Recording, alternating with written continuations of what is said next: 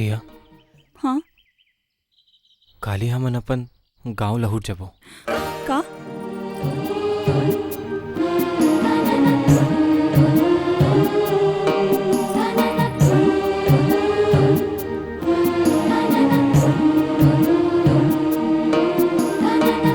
डोरी मैया के सुरता के सुंदरी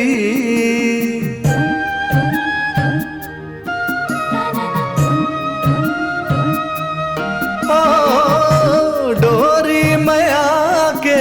सुरता के सुंदरी ते समाए रही बेसंगी मोराखी के पुतरी ते समाए रही बेसंगी मोराखी के पुतरी ते समाए रही बेसंगी।